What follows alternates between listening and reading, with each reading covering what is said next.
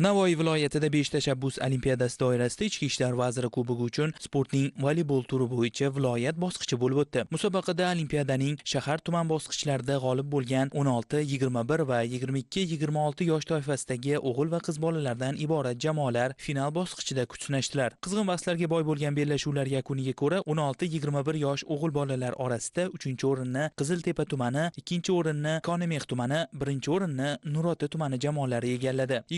22-26 yoshdagilar orasida 3-o'rinni Xatirchi tumani jamoasi, 2-o'rin Qiziltepa tumani jamoasi hamda 1-o'rinni Zarafshon shahar yigitlari qo'lga kiritdi. Mazkur musobaqaning qizlar o'rtasidagi bellashuvi murosasiz kechdi. Final bosqichiga qadar yetib kelgan jamoalar orasida 16-21 yosh hisobida 3-o'rinni Tomdi tumanining Aqtob jamoasi, 2-o'rinni esa Zarafshon shahrining Istiqlol jamoasi egalladi. Konimix tumanining Sho'rtepa jamoasi esa 1-o'ringa munosib deb topildi. 22-30 yosh toifasida Navbahor tumanining Chorvoq Guzar qizlari 3-o'rinni, Zarafshonning O'zbekiston jamoasi 2-o'rinni egallagan bo'lsa, Xatirchi tumanining Jaloyir mahallasi qizlari 1-o'ringa sazovor bo'ldi. Musobaqa yakunida ishtirokchilar tashkilotchilar tomonidan diplom, medal va esdalik sovg'alari bilan taqdirlandi. Birinchilikni qo'lga kiritgan g'oliblar respublika bosqichiga yo'llanmani qo'lga kiritdi.